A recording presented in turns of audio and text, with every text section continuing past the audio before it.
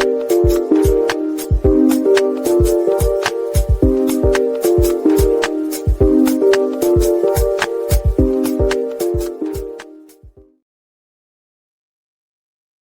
everyone, and welcome to our very first Reds and Rivals show on Football Talk Podcast. My name is Ozzy, and I'm your host for this evening.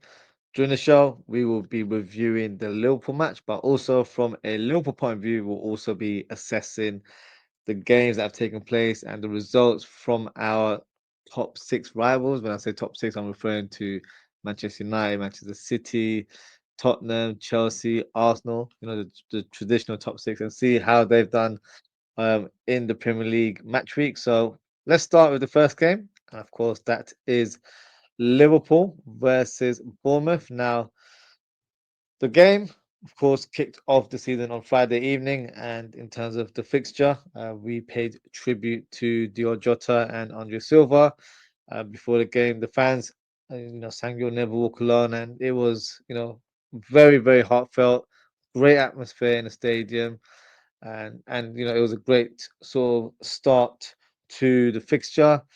Unfortunately, there was an issue that, of course, occurred, which I'm sure everyone is aware of, in terms of Anton Semenyo, unfortunately receiving racial abuse from a Liverpool fan. I've heard today that he is going to receive a nationwide stadium ban, which, yeah, is definitely the right thing to do.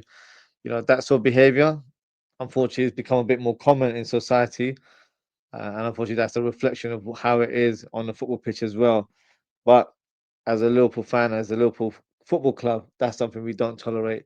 And I'm glad that the club were very firm with their stance. They made sure that the police were involved and the individual will get, punished the right way. And yeah, disgusting behavior, and especially on a day where it's the opening fixture of the season, and you know the game started where we were paying tribute to Diogo Jota. That's what it should have been about. It should have been about Diogo Jota. It should have been overshadowed by one idiot from the crowd. But unfortunately, that's how things occur sometimes. And yeah, very, very unfortunate. But we have to give credit to Semenyo for reporting it straight away. Some players may have, ignored it and done it after the game, but he went up to the referee, told him what happened, and the referee, to be fair, did a good job to inform the two coaches, reported it, and I think it was communicated amongst the players on the pitch as well. Because I saw a lot of the Liverpool players coming up to Semenyo and just patting his back, just say, "Look, it's all good, like don't worry." So, um, yeah, that's not the sort of things you want to see on a football pitch. And hopefully, these sort of things that, it might have to be a thing where we have stronger repercussions for these sort of incidents. And if that's the case going forward, it has to be done, because you have to give out a stronger message to these individuals who, come up to the stadiums and do this sort of behavior. Yeah, for me, absolutely disgusting what we encountered there. But I'm pleased to hear that, the club have, pretty much given him a ban to Anfield, definitely, but of course he's also received a nationwide ban as well. So something positive out of a negative situation, I guess. But in terms of the fixture, uh, you know, this is what grabbed my attention in the first half. In this moment, you had Ekitike literally on the halfway line. The through ball was presented to him, and this defender Senesi, it hit his thigh, then it went up to his hands. So even in that moment, he's handballed, but we can regard that as accidental because it hit his thigh and then it hit his hand afterwards. But then there was a second phase where he tried to smack the ball like he's actually trying to bounce a ball like he's playing basketball, basically. Um, and the VAR sort of reasoning that came out was suggesting that there wasn't a second phase. That's what it felt like when it was communicating out loud. For me, abysmal decision. Should have been a red card. Uh, some will say, well, look, it's not a complete goal scoring opportunity. He's on the halfway line. But the thing is, even in that moment, Ekitike would have been through on goal. There was no way that the player would try to catch up with him. So for me, that's a poor decision, and it should have been, given as a red card. Some fans may disagree, but that's my opinion there. Uh, but in terms of the goals, Ekitike opened the scoreline with a fantastic finish. Got slightly lucky in terms of the ball coming back to him, but sometimes you have to create your own luck when it comes to those sort of moments. And look, he looks like a real talent. The goal he scored against Crystal Palace was one that he kind of broke, as his opening goal for Liverpool. But then this was the real official Premier League fixture, and he opened his account this weekend. So yeah, great goal, great finish. And some have said, do we need Isak? I still think we do need to sign Isak. We need more strength and depth in our squad. But having Isak and Ekitike as your two strikers in your squad is what dreams are made of. So hopefully, Isak deal can happen in due course. But back to the game, Ekitike pretty much became provider moments later as he laid the ball off to Gakpo, who scored a second goal. Semenyo scored a couple goals to bring the score to level, showed real determination to block out what happened earlier in the game. And, his focus was on trying to help his team out. So he deserves huge praise for that. Um, but Liverpool got the third goal. I thought it was the winning goal at the time, where Chiesa came off the bench and scored an exquisite volley. What a finish it was. Now, for me, he has to stay. Um, the way I'm sort of looking at his position in the squad, I believe that he'll provide the role that Diogo Jota presented for us all those years ago, where you have an attacker who can come off the bench, play in different positions, but also produce moments like the way Chiesa did in this Bournemouth fixture. And Chiesa is a fantastic finisher as well. So I feel like he's got a big role for us this season. And I really hope, there is no sort of movement in regards to his future because there has been rumors that he may want to return to Serie A. But I feel like, he's ready to fight for his place. And I think he wants to stay for another season. So that's a positive sign for Liverpool there. And Mohamed Salah grabbed the fourth goal with a rare right-footed finish into the bottom corner. Now, Mo Salah doing Mo Salah things. Let's be honest. Where he's breaking records once again. He's now equaled the goal tally as one of the top all-time goal scorers in the Premier League, but also he broke the record where he was the first person to score in 10 consecutive open day fixtures in the Premier League. Now, also from a personal point of view for Mohamed Salah, I think the goal will do him a world of good. He hasn't quite, been the same since the passing of Diogo Jota. And look, understandably, he's lost a close friend and someone that he spent a lot of time with over the years, and that was evident as he was very emotional after the game. And look, we all grieve in our own ways, in different ways, and I think this match was an emotional one for everyone associated with Liverpool. But hopefully, with Mo Salah, he can go on and make Diogo Jota proud as well with his football, and hopefully Liverpool as the team, as a collective, can do that going forward. But overall, great start for the Reds. Not the best of performances. We have looked slightly shaky in defense due to our new setup and new personnel in the team. But I think, you know, little tweaks here and there should, fix that in the near future. But look, end of the day, it's 3 points on the board, and that's what matters in a 38 game season. Now, let's focus on our rivals and we'll discuss the first game, which is Wolves versus Man City. Firstly, a lovely tribute from Wolves with regards to Diogo Jota. They had a huge tifo in the crowd, which was a very nice touch there. Diogo's Jota's wife, alongside Ruben Neves, and also Diogo Jota's parents were in attendance, which must have been a very emotional feeling for them, as they could probably feel the love and the admiration from the crowd.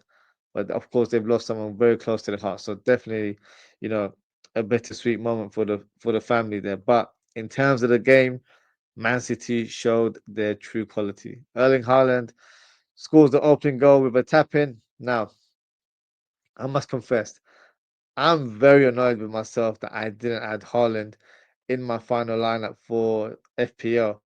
I added him when I created my team last week.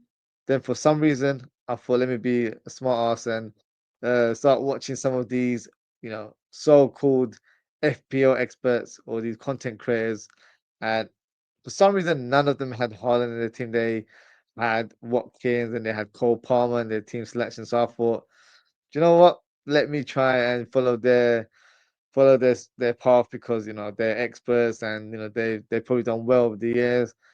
Yeah, thanks for nothing to those content creators. The lesson here is always go with your gut instinct, or in my case, my football knowledge, because it's pretty much assuming that Haaland does guarantee you goals. But look, back to the game. New signing, Reinders opens his goal scoring account for Man City, and what a player he looks like, doesn't he? Again, I'm a little bit annoyed that Liverpool were in for him. I mentioned him on a previous transfer show before we had actually signed Verts that I like the look of Reinders, and I think he would have been the perfect profile for us. From what I've seen for when he played for the Netherlands and for AC Milan, he's a player that's comfortable in a double pivot, so he can play as a number 6. He can play as a box-to-box number 8, but he can also play as a number 10. So I felt like he would have been a great player for us for Szoboszlai to have some competition, but also a player that could play with Szoboszlai in the team as well. Um, but hey, look, who am I to complain? My team have just signed one of the best attacking midfielders in the world in the name of Florian Wirtz. So, it could be worse, right? But moving on, Haaland scored his second goal to make it 3-0 for Man City. And new signing, Beef Jerky, also scores his goal for Man City as well. Overall, a great start for Man City with a 4-0 victory. But look, I'm not surprised. I think Pep has recruited very well this summer, and I think it's going to be a tough test for Liverpool to win their consecutive title. But I still have belief that Liverpool are favourites and will go on to win the Premier League. Next fixture, Chelsea versus Crystal Palace. Goalless at Stamford Bridge, but it should have been, in my opinion, as Eze scored a belter of a free kick, but it was ruled out by VAR as Gay was within a meter of the Chelsea wall. I don't know if it's new rules, but I felt like that was a bit harsh. And speaking of Gay, it's interesting that he wasn't in the best of moods after the game as he blanked his coach, Oliver Glasner, who was trying to call him over, but yeah, Gay just, was in his own world, did not want to speak or be in any dialogue with the coach. Now, is there a bit of friction between manager and player, or are we reading into it a bit too much? I think we are. It might just be a simple thing where Gay just wants to head back to the changing room, so I don't think there's too much to it. But of course, the player is trying to not engineer a move away, but he's trying to seal a move away from the club and join Liverpool. So that might have, been in relation to that, that sort of dismissive attitude from Gay towards his manager. But what we do know is Liverpool are trying to sign the centre back. Currently, the talks are ongoing, so hopefully, we'll get some sort of development in the near future. Time's running out. It's the 18th of August, less than 2 weeks away. So hopefully Liverpool get that together. I'm really hoping that Mark Gay joins Liverpool, as it's vital for us to add another centre back in our squad. We're quite light in numbers, but more importantly, he provides Premier League experience. He brings leadership to our backline. And look, even just to sound a bit, out of the box, he can actually play as a defensive midfielder, so he could provide cover for midfield, on an emergency basis. So for me, he ticks a lot of boxes. So hopefully, Liverpool can get that move done at some point. Next fixture, Manchester United versus Arsenal. This big game, took place on a Super Sunday. Manchester United versus Arsenal. Sesko versus Gyökeres. Who's going to come out on top? Well, it was Arsenal in the end who scored the only goal. And surprise, surprise, it was scored from a set piece. Looks like Mikel Pulis is at it again. But look, I can't lie, the winning goal was a tough one to watch. In fact, I think it was shambolic defending from Manchester United. What was the goalkeeper doing? He should have been a bit more dominant in that situation and tried to punch the ball out of danger. Instead, it was a tame effort, and Calafiori scores from 1 yard out to give the Gunners the win. But Manchester United huffed and puffed to get an equaliser. Real pulled off a spectacular save from Cunha's left foot effort, Cunha, to be fair, looks like the real deal for Manchester United in this current team. In terms of the other new signings, Mbeumo looked decent. Sesko came off the bench. For me, I don't rate him very high. I think he's a quite average player and wasn't very impressive during the game. Gyökeres for Arsenal looked average at best as well. So both of the new strikers will need time to settle into their new teams and also playing in the Premier League. Not everyone is like Hugo Ekitike and can hit the ground running right away.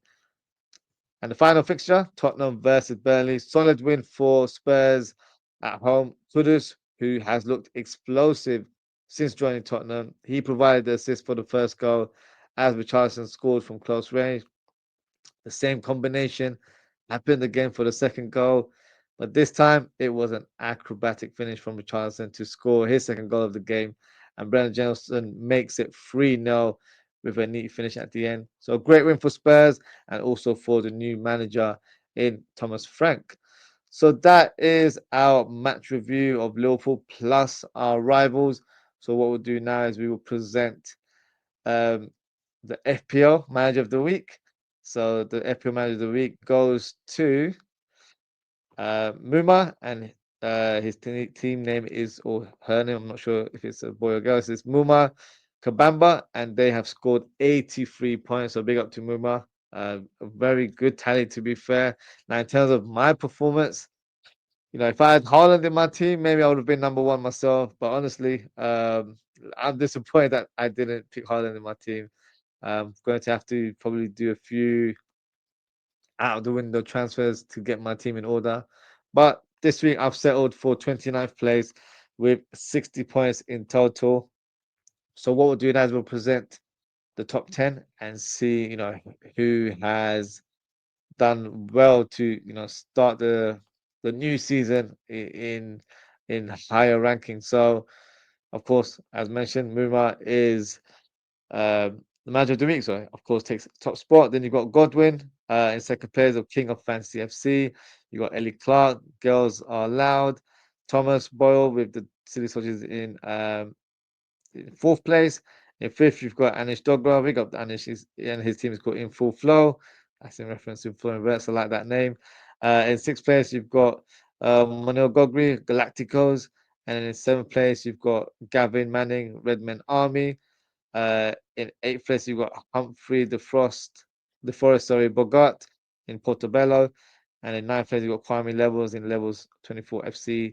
And in 10th place, you've got Ashioke Oshioma and with 68 points. So big up to you guys completing the top 10. A lot of teams are in joint position. We've all got similar scores, but the scores will change as the season goes on. If you have an FPL team, but you haven't joined our league, I still believe you can.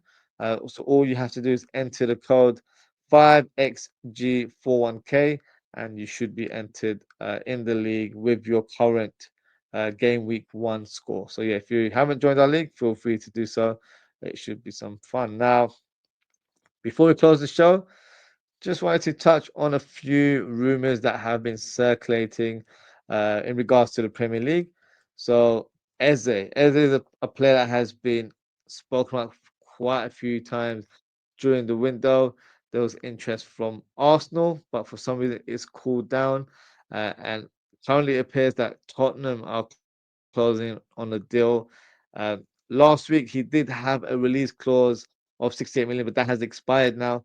So therefore, Spurs are trying to negotiate a deal that is a bit on the lesser side. So they are trying to wrap up a deal for about £55 million. My thoughts on this potential move happening, I think it's a great signing for Tottenham. Having Eze, who can play on the left wing very comfortably, but can also play that number 10 role, I think he's going to give them great options going forward. And look, he's a player that has a lot of ability. He's a player that's very quick on the ball in terms of his dribbling, good passing range, set pieces. And he scored a free kick against Chelsea, which was wrongfully disallowed in my opinion. But he's got a lot to his game. I feel like he will fit in really well with the way that they're playing. Kudus looks like he's been one of the best signings so far in the Premier League. He looks explosive on that right hand side. So if they've got Eze on the other side, And the number 10 position is still a bit of a problem position because it would have been taken up by Madison. I don't know if they've got enough cover for that role. Maybe they will sign another player. They've actually been linked with Harvey Elliott for that position. So maybe that's something on the cards in the next couple of weeks. But I think Eze would be a fantastic signing for them. So that one looks like it's getting closer. So I would not be surprised if it's made official in the next day or so. And sticking Crystal Palace, got another player in Mark Gay. Now, we all know Liverpool are in pursuit of signing the player, but funny enough, Tottenham are trying to hijack their deal. They've apparently offered him a very good contract offer to get the Palace defender away um, from South London to North London. But the defender has apparently suggested that there's only one club that he wants to join, and that is Liverpool. So that gives us a slight advantage, whether it happens or not. Remains to be seen. I'm very confident that we will sign Mark Gay by the end of this window.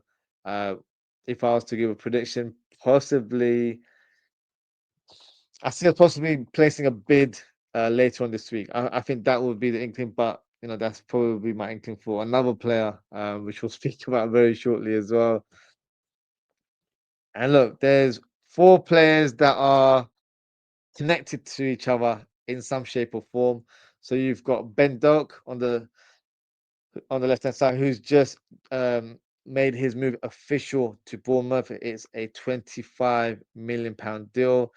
Now, rival fans will be asking, how on earth have you just mustered up 25 million for an unknown youngster? That's how Liverpool do business. It's just the way we roll. So, £25 million is a player with potential, not just a random player. We signed him from Celtic about 2-3 years ago, and we've brought him to Liverpool. Had a great loan spell for Middlesbrough last season, and that's what's increased his stock because of that loan spell. And the good thing about this deal from a Liverpool point of view is that we have a buyback clause. So that buyback clause, I believe, can be activated in a couple of years' time. So if he's, lived up to his potential and we feel like, maybe we can add him to the squad, we have the option to do that in the near future. So overall, a good deal for all parties. Liverpool get 25 million that can be reinvested into the squad. Bournemouth signed a great player who's versatile. Predominant players on the right back can play left wing as well. And in terms of the player, Ben Doak, he gets first team football going forward because the reason why I feel like this move has an effect on all the other teams, um, his signing is basically because he's replacing Otara. And Otara is on the verge, or to be fair, I think it's pretty much done now, is signing for Brentford. So, he was the first player that's left, and Ben Doak ends up being his replacement. Now, the problem with the Otara deal is that people were assuming that Wissa is the player that departs because Otaro replaces him in the team. But today it's been communicated that Otaro is actually Mbeumo's replacement and not Wissa's replacement, which of course probably hasn't impressed Wissa one bit because he's gone a bit AWOL to say the least. He's not turned up for training. In terms of his social media, he's got a blanked up profile picture. He's removed all his pictures in affiliation with Brentford. So he's completely, unsettled and annoyed. And it's quite ironic that that's happening with a player that Newcastle are trying to sign because their fans are making a big hoorah about Liverpool, unsettling a player who's pretty much doing the same thing, but that's not something that's come from Liverpool. The player was promised that he would get a move this summer, and I think that's the same with Rissa as well. And both of those players have been denied by their clubs, to be sold in this window. So, you can't be insulting your own player in Isak, but then applauding your club for trying to get Wissa through the line. Like that's very hypocritical. And I know us fans, football fans, can be hypocritical, but there's a time and place. This is a bit of a shameful thing to say out loud. But I don't know what's going to happen in terms of the Wissa deal because the price has been increased.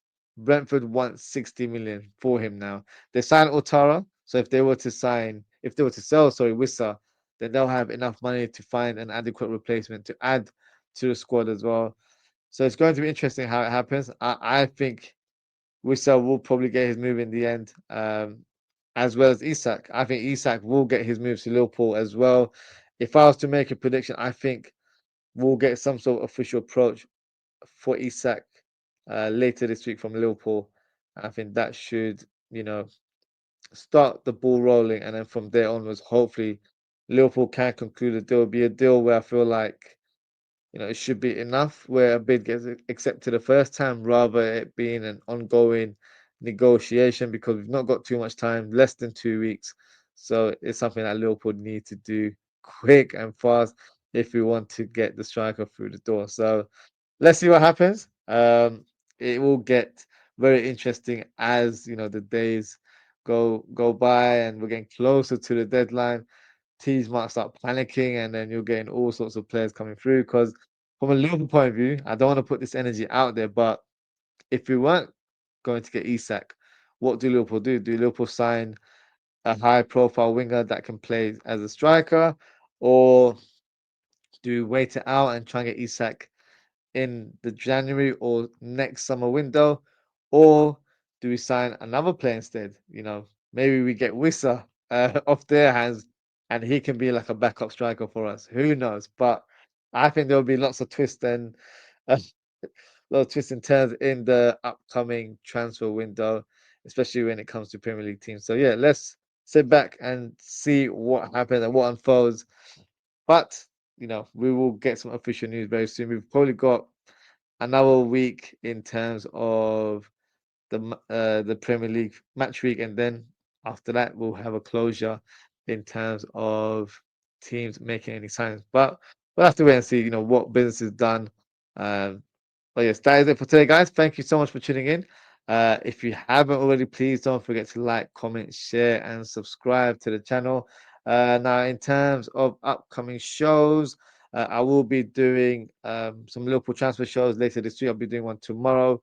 Hopefully, we get some more developments, and then we can, have a proper discussion tomorrow. Then I'll have another show on Wednesday, and then Thursday we'll do a match preview of the Newcastle versus Liverpool fixture, and then we'll do the watch along for that game, and then we'll have another Reds and Rivals show this time next week. So we'll have this show will definitely take place either on a Monday or Tuesday night. It'll be a weekly show where we speak about Liverpool in more detail, but then also have a quick eye on our rivals, see what they're doing, and assess their situation in the league as well. So yeah, should be interesting show going forward.